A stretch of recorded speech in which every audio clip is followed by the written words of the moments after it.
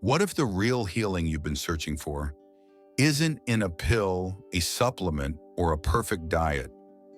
What if your body isn't asking for more medicine, but for more silence?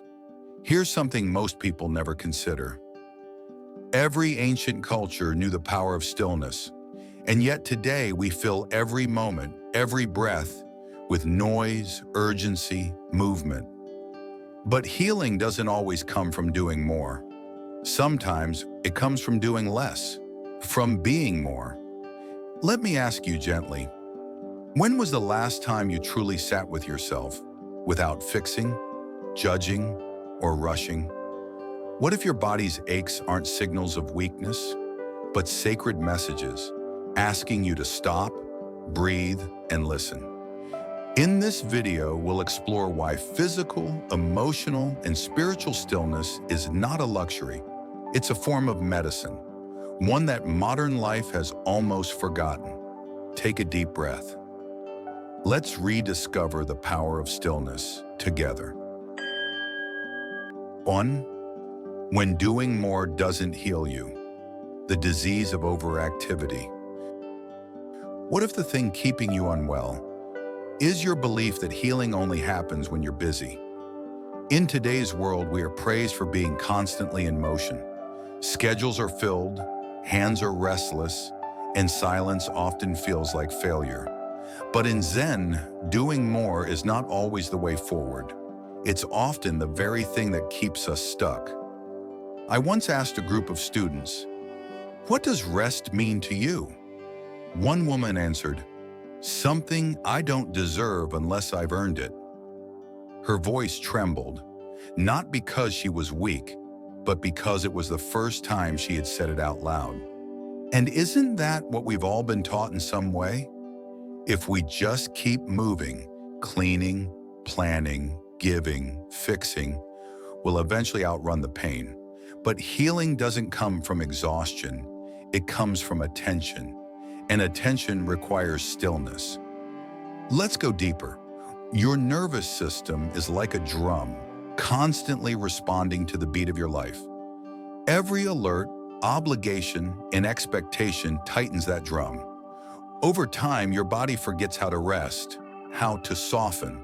This state of chronic tension lowers immune resilience, upsets hormone balance, and confuses the body's natural rhythm.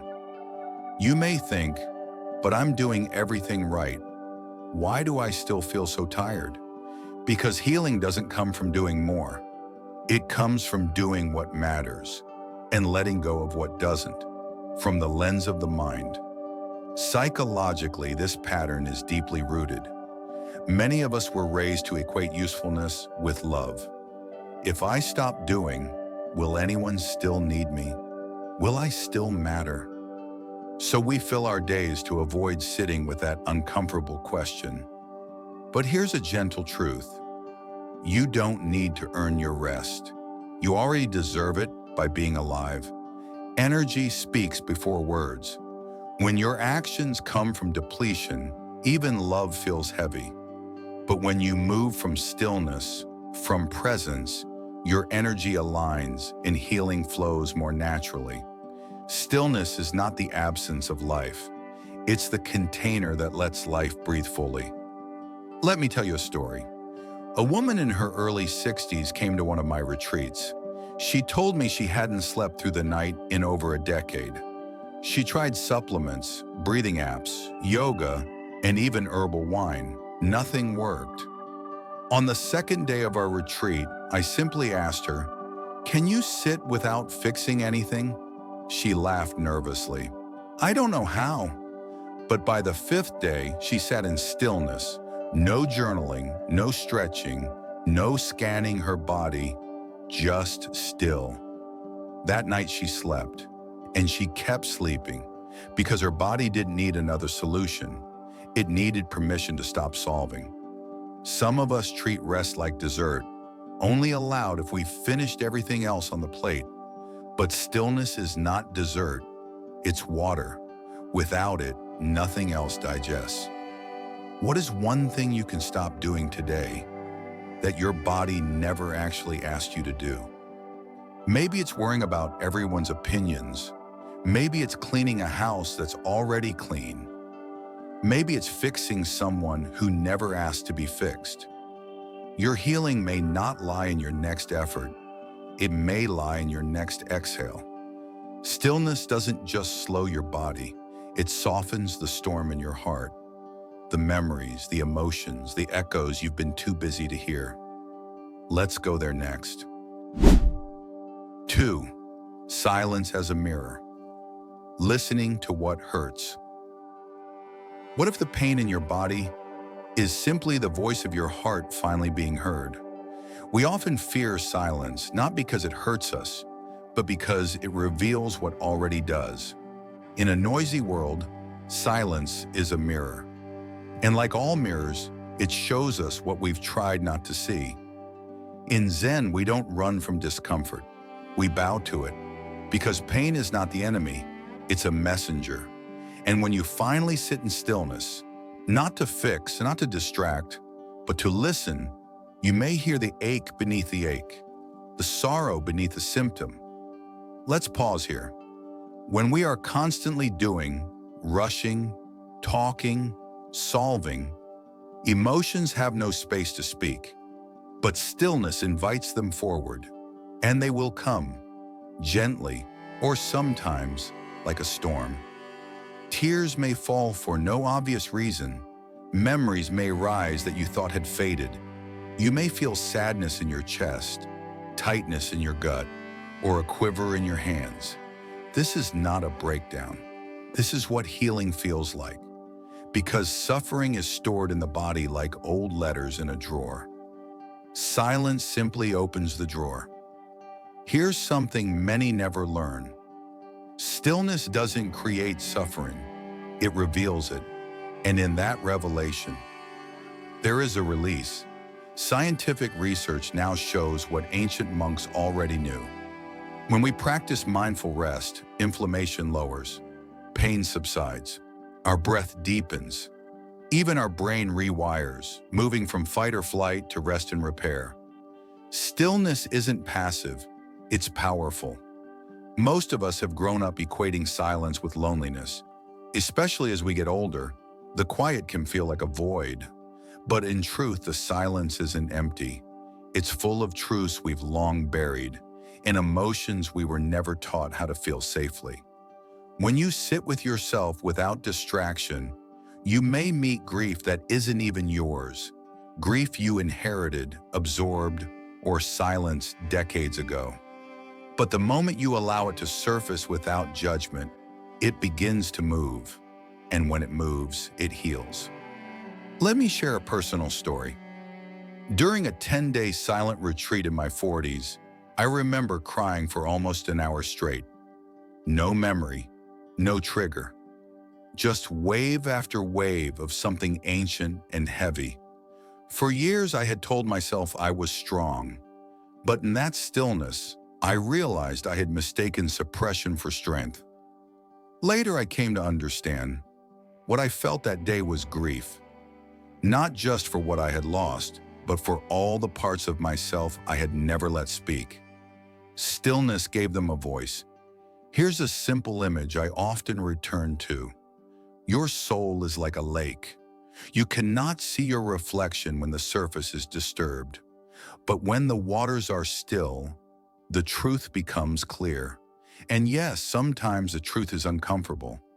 But clarity is the first step toward peace. Some people say, I tried meditating, but all I got was anxiety. I smile and say, you didn't get anxiety. You heard it for the first time. Stillness doesn't invent your fears. It simply stops covering them up. So here's my invitation for you tonight. Sit in silence for just 5 minutes. Don't try to feel calm. Don't chase a peaceful mind. Just sit, breathe, listen, not to fix anything, but to welcome everything. Stillness is not about being quiet on the outside. It's about letting your inside speak freely. And once we learn to sit with what arises, without running, numbing, or fighting, we begin to unlock something even deeper, a new way to age, not as a decline, but as a becoming. Let's explore that next. 3. Growing older isn't decline, it's deepening. What if aging isn't something going wrong, but something going deeper? Let me tell you something that may go against everything you've heard from society, media, and sometimes even doctors. Aging is not a decline. It's not a failure. It's not a slow unraveling of who you were. It's a return to who you truly are. In Zen, we say, when the noise of ambition fades, the song of the soul becomes clearer. You aren't falling apart. You're falling inward. But the world around us teaches the opposite. We're told that our value lies in productivity, busyness, appearance, things that often shift with age. And so, the older we get, the more invisible we feel. We begin to believe that the most meaningful parts of our lives are behind us. But that's not true. That's not real. That's just conditioning. Let's look at the body not as a problem, but as a compass. Research shows that people who practice meditation, contemplation, and inner stillness experience slower biological aging. Their memory remains sharper. Their immune systems are stronger. Their quality of life, richer, not because they do more, but because they feel more. You see, youth is often about movement, but aging, true aging, is about depth, presence, peace. And those qualities, they're not declining, they're ripening. Here's something personal. A woman once came to me after a Dharma talk, radiant with silver hair and clear eyes. She was 78. She said, "The more I sit in stillness, the taller my spirit feels. I no longer measure my life by years, but by presence." I smiled and said, "You've stopped aging. You've started arriving." Let me ask you this gently. What if your body isn't betraying you, but inviting you to simplify, to soften, to sink into what truly matters? You've spent decades taking care of others, meeting expectations, wearing the mask of strength. But now, you have the right to pause, to rest, to live slower, and mean more. They say aging means two things: more silence and more forgetting why you walked into the kitchen. That's not decline. That's just the body's way of reminding you to slow down and laugh more. There's another truth you deserve to hear. The most powerful stage of your life may still be ahead, not behind. But only if you stop trying to stay young and start choosing to stay whole. That means letting go of the idea that your worth comes from usefulness. In Zen, usefulness is a tree just standing in the forest. No fruit, no flowers, just being. And yet, it nourishes everything. You too are nourishing more than you know, just by being present. So here's a question I invite you to sit with today. What if you stopped chasing youth and started honoring your depth? What would change? What would soften? What would heal? Because when you embrace your stillness, when you no longer fear the quiet, you stop chasing timelines and expectations. You begin to embody a different kind of strength, one that doesn't need to be seen to be powerful, one that radiates simply by being at peace. But of course, aging also brings something most of us struggle with, a new kind of silence, not just external, but emotional, not just stillness, but solitude. And for many, that's the hardest lesson of all. Let's talk about that next. 4. Loneliness or solitude. What stillness teaches the heart? Have you ever felt alone, even when surrounded by people, and yet strangely at peace when you were finally by yourself? There is a quiet truth that many discover only later in life. Loneliness and solitude are not the same. One empties you, the other fills you, but they wear the same silence at first. In Zen, we say, Solitude is not the absence of love. It is the presence of self. It's where we stop performing and begin returning.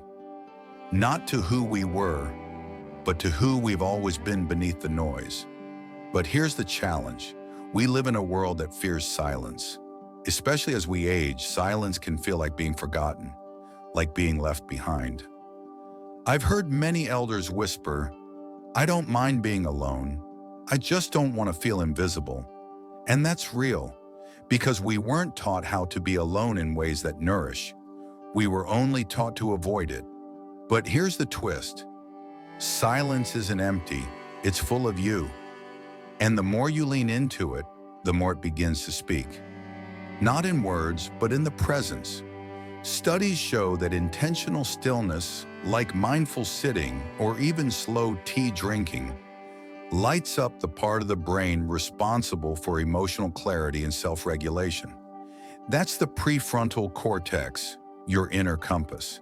It calms anxiety, softens grief, and creates a sense of internal enoughness, even when no one else is in the room. Because when your heart feels full, the outside world doesn't need to prove anything. From a psychological view, we often confuse loneliness with solitude because they both involve being alone. But loneliness is a hunger for connection that we believe must come from outside. Solitude is the discovery that connection can also begin inside. Many people are loneliest not when they're alone, but when they're with people who don't truly see them. Let me share a personal story. Years ago, I spent 108 days alone in a monastery in the mountains. No phone, no conversation, no distraction. The first 10 days were agony. I paced, I cried, I made up reasons to quit. But slowly something shifted. The silence stopped being an enemy. It became a companion. And in that stillness, I met someone I hadn't heard from in years, myself.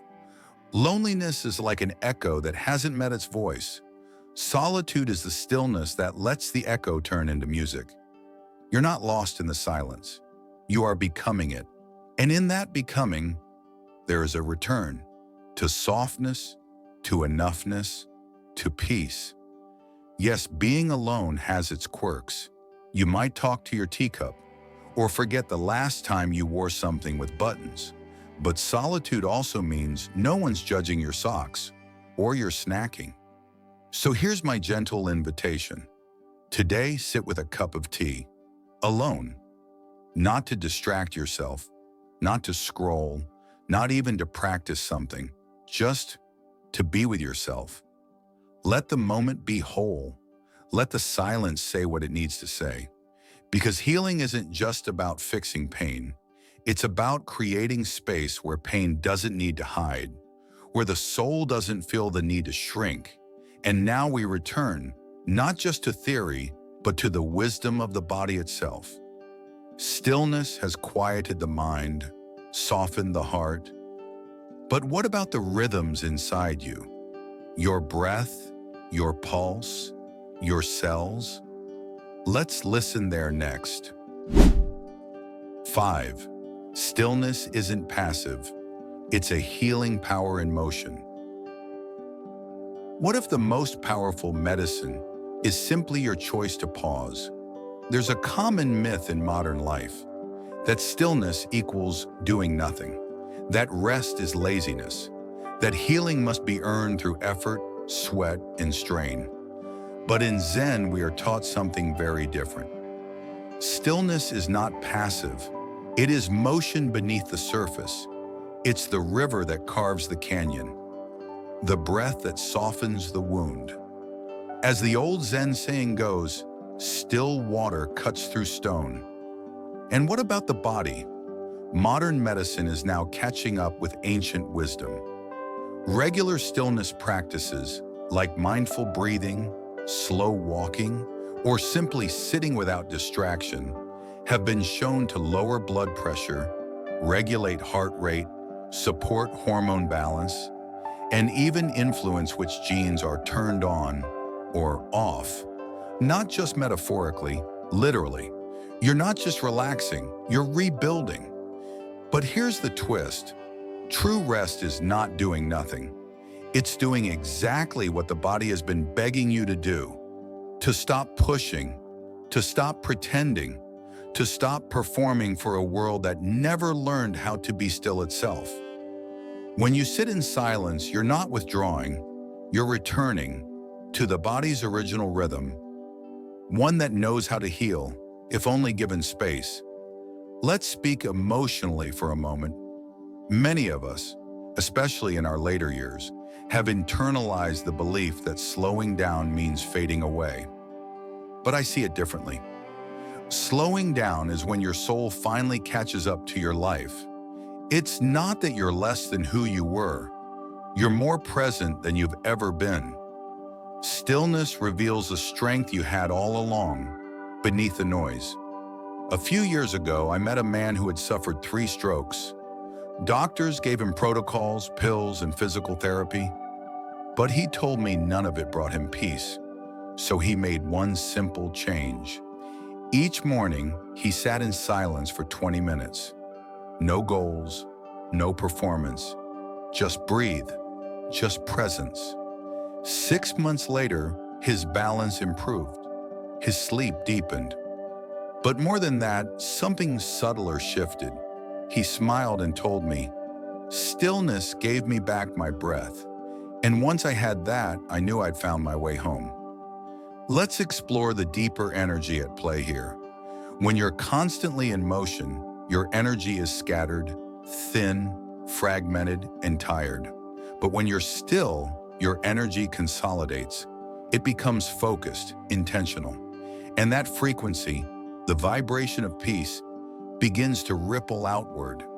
People around you feel calmer. You attract more groundedness. You stop chasing healing and instead become the condition in which healing happens. That's not theory. That's resonance. People sometimes ask me, "So you're telling me that sitting around doing nothing can heal my body?" I smile and say, "Well, have you ever sat still for 10 minutes with your in-laws in the room?" Stillness isn't weakness, it's mastery, especially when there's nowhere to hide but inside yourself. Choose one moment today to pause. It doesn't have to be fancy or dramatic. Pause before your first sip of tea, before answering the phone, before rushing into your next should, and in that pause, place your hand on your chest. Whisper to your body, "We're safe now." Because sometimes that's the only medicine the body ever wanted. Stillness won't stop time, but it can soften how time touches you. It won't erase the past, but it can offer you a gentler place to rest from carrying it. Today we explored a different kind of medicine, one you can't swallow but you can surrender to. You've learned that stillness isn't laziness. It isn't weakness. It isn't the absence of life.